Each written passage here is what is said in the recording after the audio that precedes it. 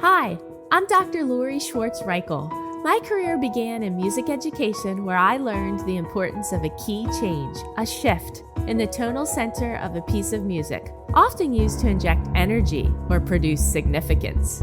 Eventually, I realized the impact of making key changes in all areas of my life and the desire to help others do the same.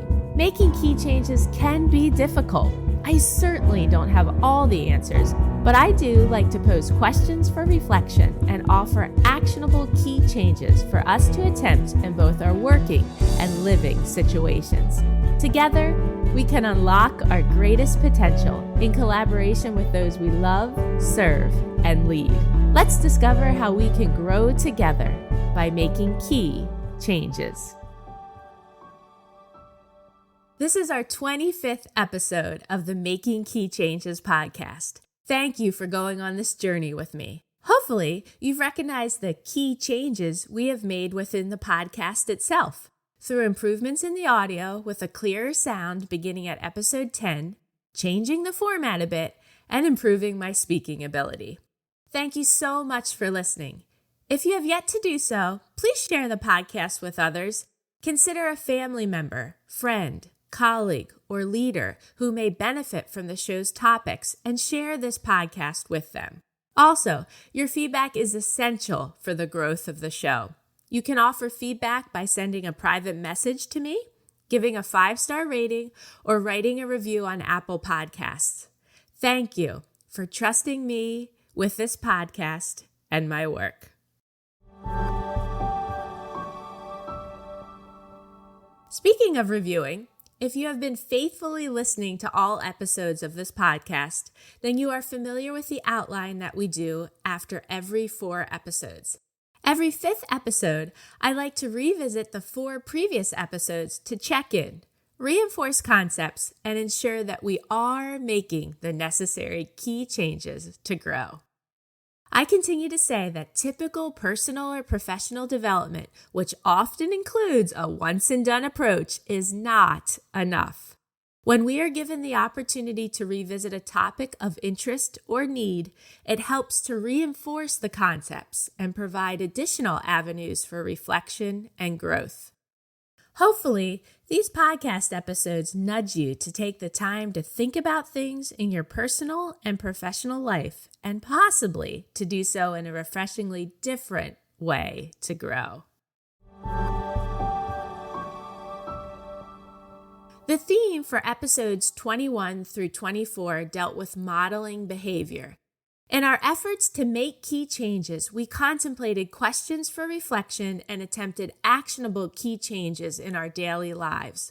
Let's determine where we are with the last few weeks of making key changes.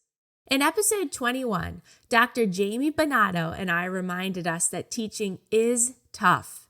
It can take a toll on educators' physical, mental, and emotional health. We encouraged educators and caregivers to unplug from school and recharge over the summer. Key change number 1 included doing nothing. Though doing nothing may seem easy, it can be difficult for those of us always being on the go. Doing nothing may actually require planning to not plan. The only rule for doing nothing is to enter with no expectations and discover where it takes you. Go for a walk, run, or drive, and let your heart lead the way. Compose a song, poem, or letter. Sing or play your instrument. Play a sport with others. Call a loved one. Lounge, nap, or rest. Number 2 was to binge a TV show, watch a movie, or read a book. Ask family, friends, or colleagues for recommendations. Number 3 was focusing on physical health. Drink all the water you want and take the time during the day for yoga, a walk, a cardio session, or weight training. Number 4 was learning something new. Try something new. It will give your mind a break from the usual stress, but it also will help you remember what it is like to be a learner. Could you learn a new language, an instrument, or a hobby? Consider attending a conference or a webinar not related to your typical work content. Number 5 was to dream. Carve out time to reflect on the past school year and plan for the future, both personally and professionally. What key changes will you make to achieve these goals? How will you ensure that your dreams become reality? Episode 22. I don't know about you, but I'm feeling 22. Episode 22 was inspired by my 8-year-old daughter, who would be rolling her eyes if she heard me singing Taylor Swift to you. My daughter told me about her favorite quote that reads, "Don't wish for it, work for it." Let's recall the 7 key changes we discussed to work towards our goals, rather than only wishing for them. 1. Write them down. Make this writing or drawing look pretty if you need to do so. Look at these goals every day. Recite them. Believe in them. Where could you place this list or drawing so it is available daily to motivate you? 2. Make a plan. Stick with it and don't be shocked when you have to alter the plan. Consider what you will do when you have distractions. 3. Evaluate your progress. Examine the plan and explore new pathways to get you there, if needed.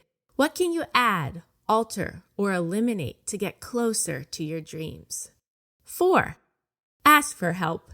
If you can't do something, Google it, watch a video, read about it, or listen to a podcast. I know a really good one about the topic you need help with. Ask someone for help. What might they demonstrate, encourage, or teach you? 5. Tell people. No one can advocate for you or promote your work if they don't know what you can do or want to do. Discover your own unique way of sharing your dreams with others. Who will you tell and how? 6. Understand the difficulty. There will be challenges and lots of rejection. What might these difficulties teach you? And 7. Celebrate the progress. Try to enjoy the journey towards your dreams. I know this can be hard at times. How will you celebrate the small victories along the way? If we love, serve, or lead others, we should support them in what they are doing or hoping to do. Let's help each other work for our dreams and not just wish for them. In episode 23, I referenced the Yoko Ono quote that reads, "You change the world by being yourself." I reflected on how I am striving to be the best version of myself. I keep learning, growing, and improving too.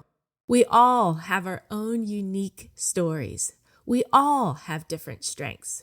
We all can change the world.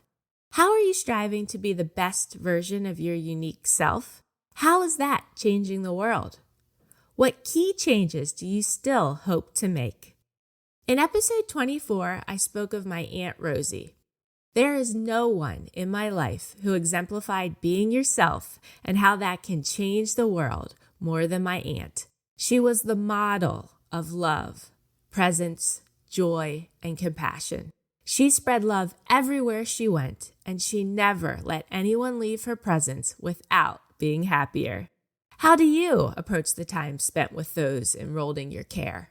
Do you enjoy their presence and not just the specific task at hand? Do you focus on them as human beings rather than their family, school, or work title? Do you appreciate the daily interactions with them rather than constantly worrying about the upcoming product, performance, presentation, or plan? Are you asking them to share their unique stories with you? Are you using the information they share with you and the actions or reactions that they display to guide your loving, teaching, or leading techniques? I often have to pause and redirect my internal compass about these questions for reflection. I am sure you may have to do the same sometimes too. How will you model these behaviors to those you love, serve, and lead? If we want others to act or react in a certain way, then we need to demonstrate these behaviors in the most genuine and natural ways. Reminders are often needed. I will be the first to admit that I need reminders often. Yet, we have to keep making the necessary key changes to grow, to recharge when needed, to work for our dreams, to be our unique selves, and to spread love everywhere we go. When others observe us growing and changing, they may be inclined to do the same. As we finish episode number 25, would you help me to spread the word about this podcast? Could you please share this podcast with someone? Also, if you are listening through Apple Podcasts, would you be willing to give this show a 5-star rating and write a brief review? My goal is to acquire 100 reviews. Please help me to reach this goal. I encourage you to check out the show notes for some resources. There is a link to my website and one where you can sign up for the Making Key Changes newsletter to receive weekly inspirational content. I am available for keynote speaking and to facilitate learning sessions. Please reach out anytime. How are we making key changes to model the behavior we hope those we love, serve, and lead will carry out too? Thanks for listening. If you haven't done so yet, please consider rating and reviewing the Making Key Changes podcast on the Apple Podcast app. If you found this episode helpful, please consider sharing it with others and joining me again next week. In my coming episodes, I'll discuss topics that are most passionate to me, along with things I've been researching or areas of my life I have changed or want to change. You can learn more about me on my website, makingkeychanges.com. Feel free to message me through there or reach out on social media. I'd love to hear from you and learn about what key changes you hope to make.